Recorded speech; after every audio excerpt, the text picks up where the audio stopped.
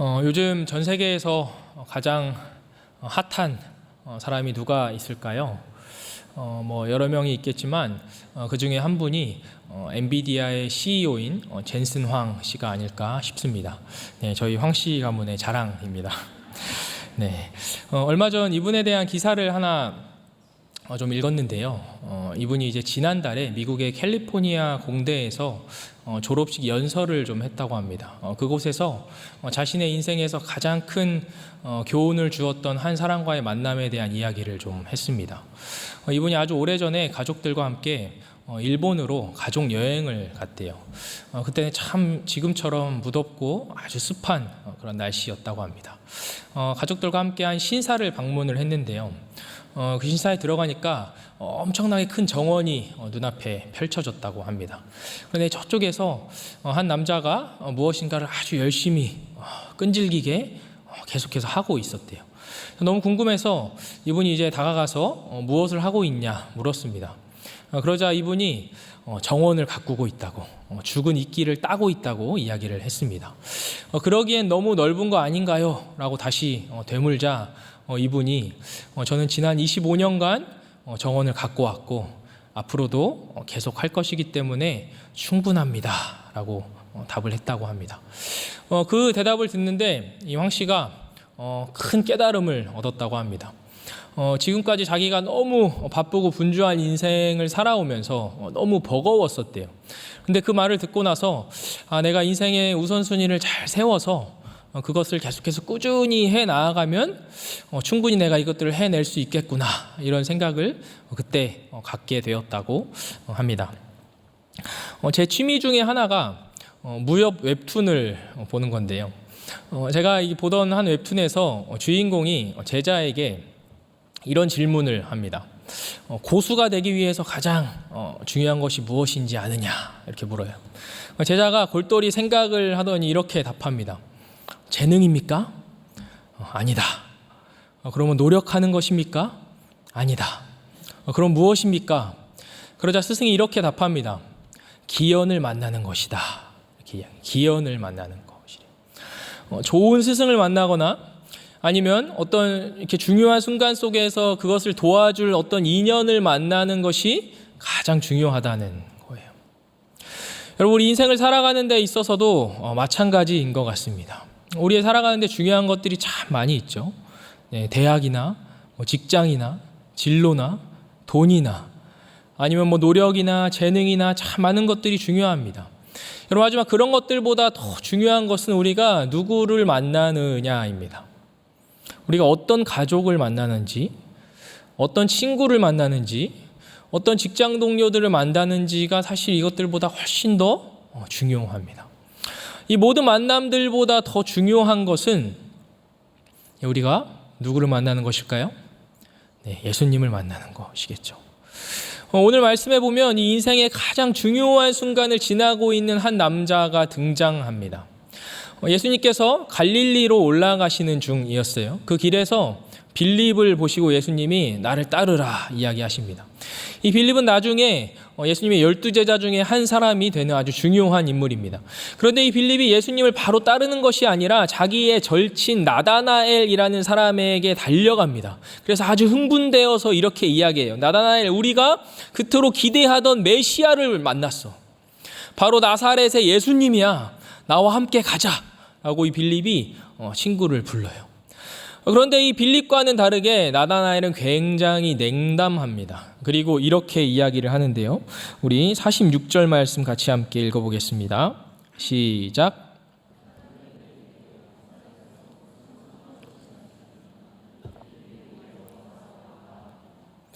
이 말씀을 읽는데 아마 이 나다나엘이 ISTJ가 아닌가, 저는 그런 생각을 좀 했습니다. 절대 ISTJ를 비난하거나 비하하는 것은 아니고요. 제가 ISTJ거든요. 한 작년쯤이었던 것 같아요. 어떤 한 자매랑 만나서 막 이렇게 이런저런 이야기를 하다가 이 자매가 갑자기 저에게 목사님, 그런데 목사님 MBTI가 뭐예요? 이렇게 묻는 거예요. 그래서 저는 ISTJ예요. 이렇게 이야기를 했어요.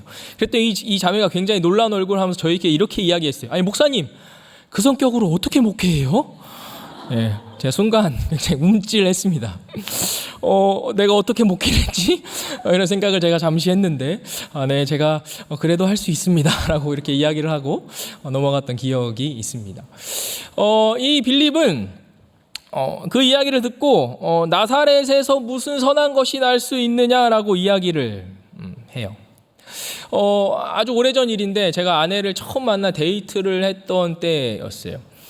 이제 막 만난 지 얼마 안 됐을 때였는데 어느 날 제가 이제 저의 고향에 대해서 좀 소개를 하는 이렇게 시간이 있었습니다. 저의 고향은 성심당의 고향 대전입니다. 근데 그 당시만 하더라도 지금처럼 성심당이 유명하지 않았을 때였어요. 그래서 딱히 대전을 뭔가 표현할 만한 키워드가 없었거든요. 그래서 제가 아내에게 대전은 굉장히 조용하고 잘 정돈되어 있고 뭐 있을 거 다 있는 살아가는 사람들의 만족도가 가장 높은 아주 좋은 도시다라고 제가 굉장히 자긍심을 갖고 저희 아내에게 열심히 설명을 했어요. 그 이야기를 다 듣더니 아내가 다 이렇게 한마디 하는 거예요. 근데 대전 시골 아니야? 저희 아내는 서울에서 나고 자라가지고 대전을 한 번도 가본 적이 없대요. 그리고 대전을 시골이라고 생각하고 있더라고요. 그래서 제가 그게 아니라고, 대전은 우리나라의 광역시이자 아주 좋은 곳이라고 열심히 항변했지만 저희 아내의 마음을 조금 더 돌리지 못했던 것 같아요. 갈릴리는 시골입니다. 이스라엘의 가장 북서쪽에 위치해 있는 마을이고요. 굉장히 변두리예요. 그런데 사실 이 지역적인 문제보다 더 중요한 문제는 이 갈릴리라는 곳이 이방과 접경지였다는 거예요. 외국과 맞닿아 있는 도시였어요.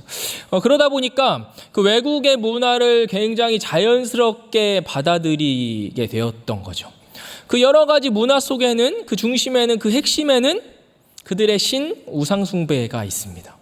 그러다 보니까 그런 것들이 너무 이렇게 깊숙이 갈릴리에 들어왔었고 그런 삶을 지속하다 보니까 결국에는 그들과 결혼도 하고 그들과 가정을 이루고 그들과 하나가 되는 그런 일들이 갈릴리에 벌어졌었습니다.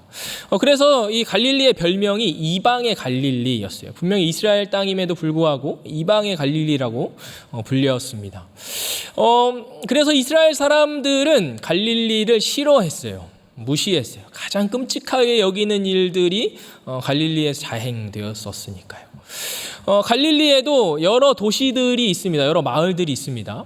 가나라든가 가버나움이라든가 고라신, 디베랴, 나사렛 이런 것들이 다 갈릴리에 소속된 이렇게 마을들입니다. 자, 그러면 오늘 이 말씀에서 나사렛을 무시했던 이 나다나엘의 고향은 어디일까요? 요한복음 21장 우리 2절 말씀을 다 같이 함께 읽어보도록 하겠습니다. 시작.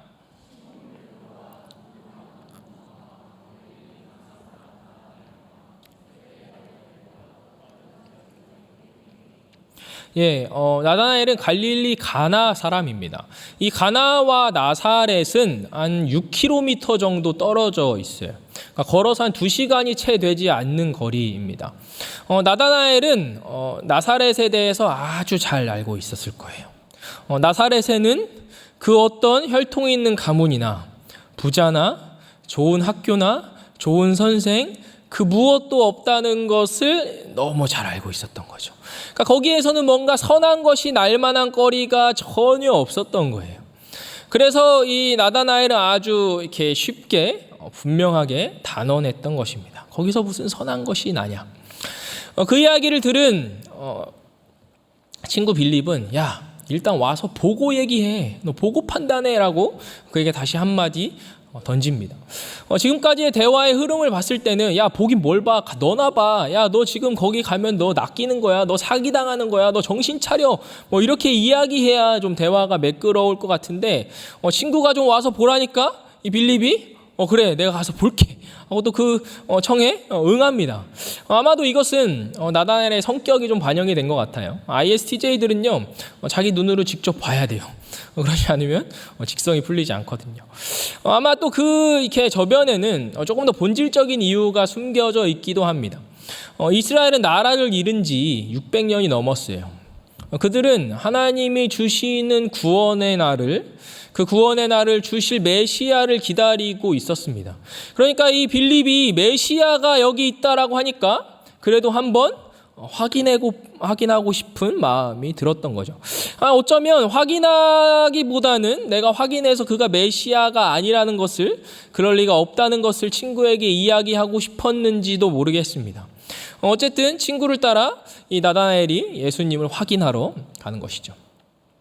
자기를 확인하러 온 나다나엘에게 예수님께서 이렇게 말씀하세요. 47절 말씀인데 같이 한번 읽겠습니다. 시작. 예수께서 나다나엘이 자기에게 오는 것을 보시고 그를 가리켜 이르시되 보라, 이는 참으로 이스라엘 사람이라 그 속에 간사한 것이 없도다. 참 이스라엘 사람이라는 것은요, 그가 하나님을 경외하는 사람이었다는 거예요. 그가 하나님의 말씀에 순종하는 사람이었다는 거예요. 그 속에 간사한 것이 없다는 것은요, 그가 솔직하고 투명한, 속이는 것이 없는 사람이었다는 거예요.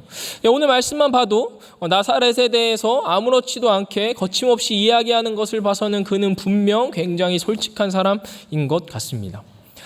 예수님의 평가만 보면요, 이 나다나엘이 아무런 문제가 없는, 흠잡을 데 없는 아주 좋은 사람인 것처럼 보입니다. 나다나엘은 그런 사람이었을까요? 완벽한, 문제가 전혀 없는 그런 사람이었을까요? 여러분, 저를 볼 때 어떤가요? 저는 어떤 사람처럼 보이십니까? 잘 모르시겠죠? 네. 아마 저의 동료 목사님들은 여러분들보다 훨씬 더 저를 별로라고 생각할 거예요. 아마 여러분들이 저랑 한 3-4시간만 같이 지내보면 생각보다 저 사람이 더 별로구나 라고 생각하실지도 모르겠어요. 여러분이 어쩌면 저의 가장 마음속 깊숙한 곳에 있는 저의 마음을 여러분들이 다 아신다면 어쩌면 여러분들이 지금 저를 쓰레기라고 욕하면서 일어나서 이 자리를 떠나실지도 모르겠어요. 저는 그런 사람이거든요. 저는 구제불능이거든요. 저만 그런가요? 여러분들은 어떠신가요? 우리 다 비슷하지 않습니까? 그죠? 여러분, 나이가 들어가면 들어갈수록 자기 객관화가 잘 안 되는 것 같아요. 저 자신을 보면 좀 그렇습니다. 우리는 어쩌면요, 여러분, 우리가 생각하는 것보다 훨씬 더 별로일 가능성이 아주 높습니다. 그죠? 우리가 생각하는 것보다 더 괜찮은 사람일 가능성은 많지 않아요. 그런 사람은 흔치 않은 것 같습니다. 여러분, 우리는요, 남의 밑바닥을 볼 수 없을 뿐만 아니라요, 자기의 밑바닥조차 제대로 보지 못하는 게 우리들입니다. 그런데요, 예수님은요, 우리와 다르시죠. 예수님은 우리의 가장 밑바닥의 밑바닥까지도 너무나 훤히 다 아시는 분이세요. 예수님은 우리의 악한 행동을 다 아실 뿐만 아니라요, 우리의 괜찮은 행동처럼 보이는 그 행동의 저면에 깔려있는 우리의 악한 의도까지도 예수님 다 아세요. 우리가 나중에 예수님 앞에 다 서게 될 것입니다. 그날은 너무나 두렵고 떨리는 날이 될 거예요. 그분은 우리의 모든 것을 다 아시니까요. 우리가 인생에서 경험한 그 어떤 두려운 날보다 비교할 수 없을 정도로 아마 두려운 날이 될 것입니다. 물론 그 두려움을 다 덮을 만큼 예수님의 무한한 사랑을 우리가 경험하고 구원받는 날이기도 하겠죠. 예수님 우리의 모든 것을 다 아세요. 예수님은 나다나엘의 가장 밑바닥까지도 다 아신단 말이죠. 그럼에도 불구하고 예수님은 나다나엘을 향해 이는 참 이스라엘 사람이다, 그 속에 간사한 것이 없다라고 말씀하세요. 이것이 우리를 보시는 아버지의 시선입니다. 저에게 하나님께서 3명의 자녀를 맡기셨는데요, 이 3명의 자녀가 참 당당합니다. 네, 너무나 당당해요. 그 중에 첫째는 조금 더 특별히 당당한 것 같아요. 작년 6월쯤에 있었던 일인데요, 첫째가 축구를 배운 지 얼마 안 됐을 때였어요. 막 이렇게 축구를 너무 이제 막 배워서 신이 났던 것 같아요. 집 안에서, 거실에서 탱탱볼을 가지고 막 혼자 축구를 열심히 막 하는 거예요. 제가 위험한 것 같아서, 하이마 위험하니까 집 안에서는 하면 안 돼! 라고 이야기를 했어요. 좋은 말로 이야기할 때 절대 듣지 않습니다. 결국에 저의 목소리가 조금씩 커지기 시작했어요. 2번, 3번 이야기해도 아이는 전혀 들은 채도 앉지 않고 계속해서 막 축구를 했어요. 제가 안 되겠다 싶어서 얘를 저지하려고 자리에서 일어났는데 그런 저를 보고 얘가 뒷걸음질 치면서 도망가는 거예요. 그런데 그렇게 도망가다가 넘어져 버렸어요. 그런데 하필 그 넘어지는 그 자리에 셋째가 거기에 기어가고 있었어요. 저희 셋째는 그때 채 돌이 되지 않았었거든요. 기어가고 있는 그 아이의 위로 첫째가 그대로 떨어진 거예요. 깔고 뭉갠 거죠. 아이는 자지러지게 울기 시작했어요. 그런데 셋째가 자지러지게 우는데 첫째는 여전히 아랑곳하지 않고 벌쩍 일어나서 자기 가던 길을 싹 갑니다.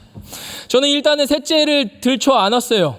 일단 달래고 보는 거죠. 아이를 열심히 달랬습니다. 아이가 한참 울었어요. 그치는데 아주 오랜 시간이 걸렸어요. 그런데 잠깐 그쳤는데 얼마 되지 않아 또 우는 거예요. 한참을 울고 잠깐 그쳤다, 한참을 울고 잠깐을 그쳤다. 얘가 반복을 합니다. 뭔가 좀 이상하다 싶었지만 얘가 그래도 놀라서 그런 게 아닌가 하고 좀 그래도 좀 지켜보자 하는 마음으로 좀 지켜왔습니다. 그렇게 하룻밤이 지났어요. 밤에도 계속 울고 깨고 잠깐 멈췄다가 또 울고를 반복했습니다. 다음 날이 돼서 뭔가 이상한 게 분명하구나 싶어서 아이를 데리고 바로 병원에 갔습니다. 엑스레이를 찍어보니까 아이의 쇄골뼈가 골절이 되었어요. 그래서 그 어린 아이가 그때 한 달이나 보조기 같은 거를 차고 한 달을 지냈습니다. 이 아이가 처음에 다쳤던 그때 이 아이를 제가 처음에 일단 달래주고 그러고 나서 바로 첫째를 불렀어요. 아주 엄한 목소리로 불렀습니다. 하임아, 아빠가 하지 말라고 했잖아. 너 왜 아빠 말을 안 들어? 네가 아빠 말 안 들어서 동생이 다쳤잖아. 제가 아이에게 굉장히 따끔하게 혼을 냈어요. 아이가 굉장히 심울한 표정을 지었습니다. 그 아이의 심울한 표정을 보고 제가 이쯤이면 됐다 싶어서 아이를 혼내는 것을 멈췄습니다. 근데 아이를 혼내는 것을 멈추자 저희 첫째 아들은 바로 뒤돌아서 여전히 행복하고 해맑은 미소를 지으며 자기 할 일 하러 갑니다. 자기의 장난감을 찾아 떠납니다. 제가 그 아이의 모습을 보면서 어떤 생각을 했을까요? 야, 이거 거의 반 죽여놨어야 되는데 내가 얘를 덜 혼냈나? 더 따끔하게 혼냈어야 되나? 제가 이런 생각을 했을까요? 그 뒤돌아서 가는 아이의 모습을 보면서 제가 좀 약간 어이가 없기는 했지만 그래도 한편으로는 굉장히 그 모습이 귀엽기도 하고 참 쟤네 해맑구나 라는 생각을 하면서 그 모습이 참 사랑스러워 보였어요. 여러분, 우리를 보시는 아버지의 마음이 그런 마음이 아닐까 싶어요. 그럼 우리가 하나님을 찾지 않고 하나님을 구하지 않고 하나님을 바라지 않고 우리의 마음과 생각과 뜻대로 우리의 인생을 경영하며 내 마음대로 우리가 살아가잖아요. 그렇게 살다가 뭔가 잘 되지 않을 때, 내 생각대로 내 인생이 되지 않을 때 그제서야 우리는 하나님을 찾지 않습니까? 어떤 사람은 그럴 때 하나님께 도움을 주시기를, 이 문제를 해결해 주시기를 기도하기도 하고요. 또 어떤 이들은 하나님을 원망하기도 합니다. 여러분, 그런데 우리가 그렇게 하나님을 찾고 구할 때 어떻습니까? 갑자기 하나님께서 우리에게 말씀하시고 문제가 해결되고 우리의 마음에 큰 감동을 주시고 그러시던가요?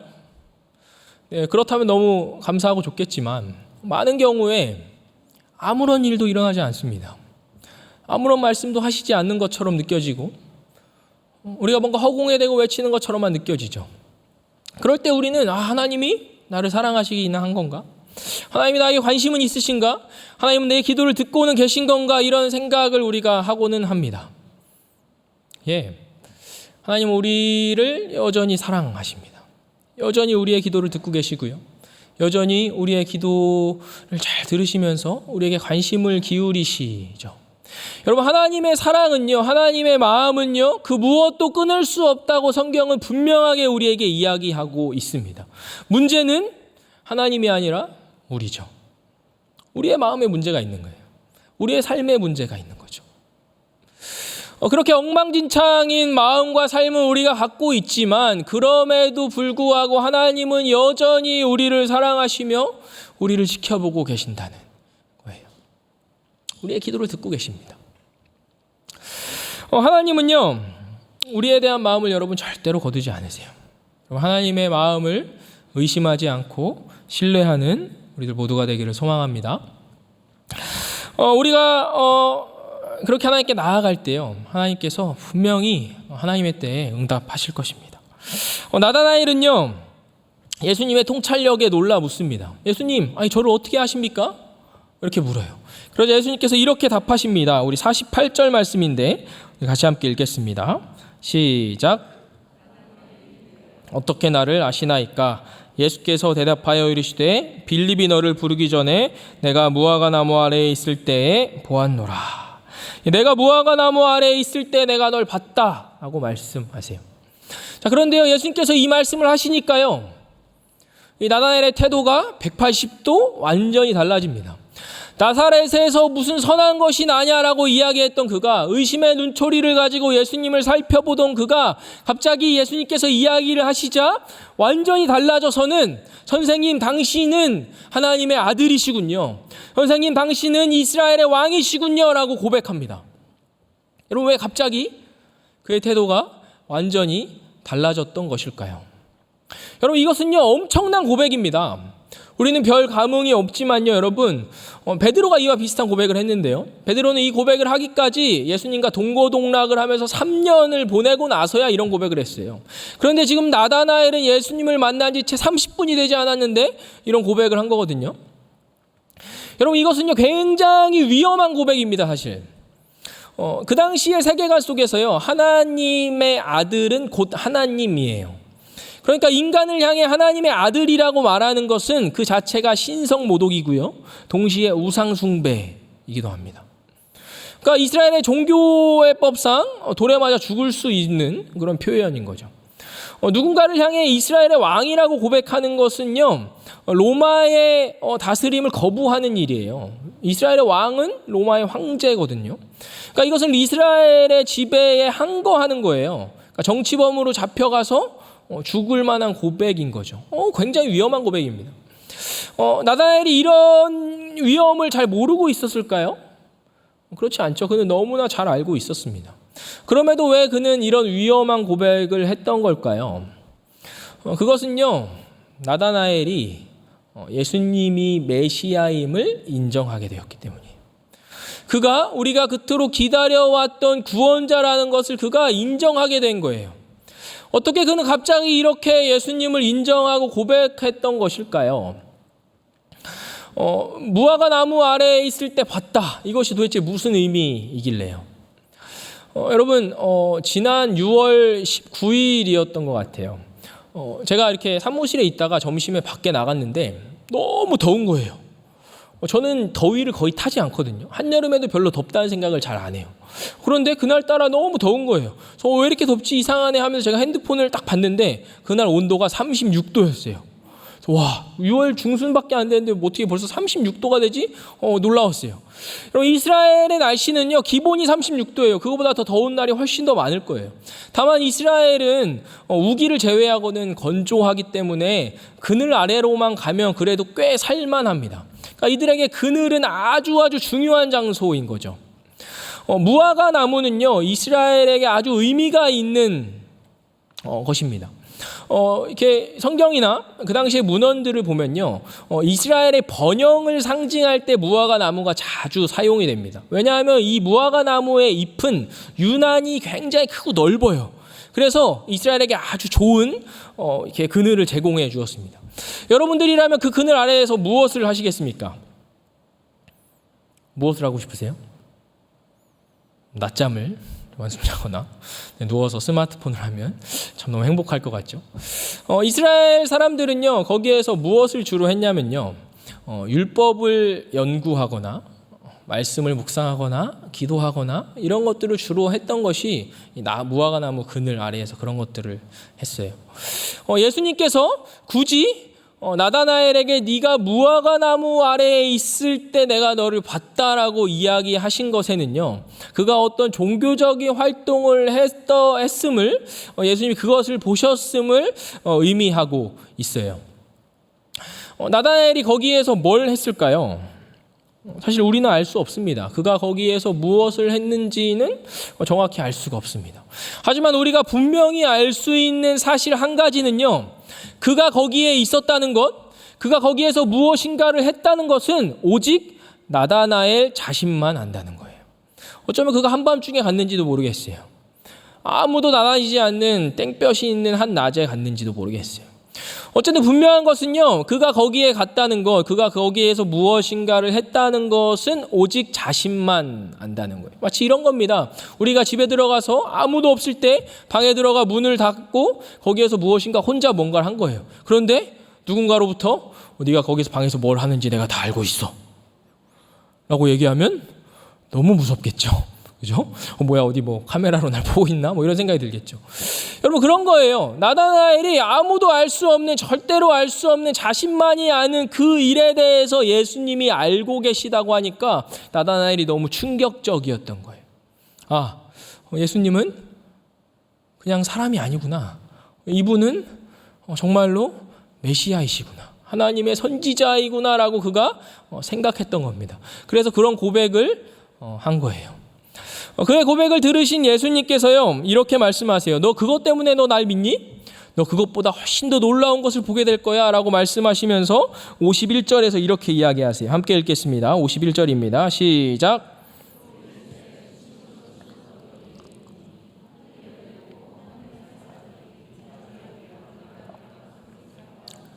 여러분, 이 장면은요, 아주 오래전에 하나님께서 야곱에게 보여주셨던 환상입니다. 하늘이 열리고 하나님의 사자가 인자 위에 오르락 내리락 하죠. 여러분, 이것은요, 끊어졌던 하늘과 땅이 다시 이어진다는 거예요. 하나님이 태초에 처음에 이 땅을 창조하셨던 그 창조의 목적이 회복되는 거예요. 원래 하나님의 창조의 계획 속에서는요, 하나님과 인간이 함께 사는 것이었어요. 하나님과 인간이 함께 먹고 마시는 거예요. 하나님과 인간이 매일 풍성한 교제를 누리면서 사는 것이 하나님의 원래 창조의 목적과 의도예요. 그것이 회복되는 겁니다. 예수님께서 그 일을 위해 오셨다는 거예요. 하늘과 땅을 다시 잇기 위해 내가 왔다. 너희가 그것을 볼 것이다 라고 예수님께서 지금 이야기하고 계신 것이죠. 여러분, 예수님은요, 하늘과 땅을 잇기 위해 오셨습니다. 예수님은요, 하나님과 인간을 잇기 위해 오셨어요. 예수님은 하나님과 나다나엘을 잇기 위해 오셨을 뿐만 아니라요, 예수님은 하나님과 우리를 잇기 위해 오신 거예요. 이것이 예수님의 오심의 이유입니다. 여러분, 혹시 하나님께서 여러분들을 처음 찾아오셨던 때를 기억하시나요? 혹시 그때 여러분 하나님과의 만남을 간절히 기대하셨나요? 물론 그런 분들도 간혹 계시겠지만요, 많은 경우에 사실 우리는 전혀 기대하지도 않고 생각하지도 않았는데 그때 불현듯 하나님께서 우리의 삶 가운데 찾아오시지 않았습니까? 여러분, 하나님은요, 늘 우리와의 만남을 기대하시는 분이십니다. 우리가 기대하지 않는 그 순간들 속에서도, 전혀 생각하지 않는 그 순간들 속에서도 하나님은 우리와의 만남을 기대하세요. 여러분, 우리가 신앙생활을 하다 보면요, 정체기가 오잖아요. 침체기가 찾아오죠. 뭔가 하나님을 찾지도 구하지도 않고 하나님과의 동행이 느껴지지도 않고 구하지도 않게 되는 그런 순간들이 옵니다. 그런 순간들이 올 때 사실 우리는 어쩔 줄 몰라 그냥 손 놓고 있을 때가 참 많은 것 같아요. 여러분, 그런 순간들에 우리가 할 수 있는 것은 분명합니다. 한 가지입니다. 그것은요, 말씀이 이렇게 이야기해주고 있는데요, 우리 이사야 55장 6절 8절 말씀입니다. 우리 다 같이 한 목소리로 읽도록 하겠습니다. 시작. 너희는 여호와를 만날 만한 때에 찾으라. 가까이 계실 때에 그를 부르라. 악인은 그의 길을, 불의한 자는 그의 생각을 버리고 여호와께로 돌아오라. 그리하면 그가 긍휼히 여기시리라. 우리 하나님께로 돌아오라. 그가 너그럽게 용서하시리라. 이는 내 생각이 너희의 생각과 다르며 내 길은 너희의 길과 다름이니라. 여호와의 말씀이니라. 여러분, 우리가 하나님 앞에서 할 수 있는 것은요, 겸손한 마음으로, 진실한 마음으로 하나님 앞에 나아가 주님을 찾는 것입니다. 주님을 부르는 것이에요. 하나님께서 나를 불쌍히 여겨주시기를, 하나님께서 다시 나의 삶 가운데 찾아오시기를, 나의 마음을 만져주시기를, 하나님의 마음으로 다시 한번 나를 채워주시기를 간절히 구하며 사모하는 것입니다. 여러분, 우리가 이렇게 하나님 앞에 나아가 하나님을 간절히 찾고 구할 때요, 하나님이 우리를 외면하지 않으십니다. 하나님이 우리를 그냥 두지 않으십니다. 왜냐하면요, 우리가 하나님을 만나기를 기대하는 것보다 훨씬 더 많이, 비교할 수 없을 정도로 하나님이 우리와의 만남을 기대하고 계시기 때문입니다. 여러분, 어떤 마음을 가지고 이 자리에 나오셨습니까? 별다른 마음과 기대 없이 나오셨을 수도 있을 것 같아요. 여러분, 하지만 하나님은 이 자리에서 이 순간에도 이곳에 찾아오셔서 여러분 자녀인 우리들이 하나님을 찾기를 간절히 기대하고 계십니다. 하나님께 손 내밀기를 간절히 기대하고 계세요. 그래서 우리와 다시 한번 만나시기를, 우리와 마음을 나누시기를 간절히 기대하고 계십니다. 그 하나님 앞에 손 내밀고 하나님 앞에 무릎 꿇고 엎드려 나아갈 때 우리를 찾아오시는 주님을, 우리를 채우시는 주님을 깊게 경험하고 만나는 이 밤이 되기를 예수님의 이름으로 축원합니다.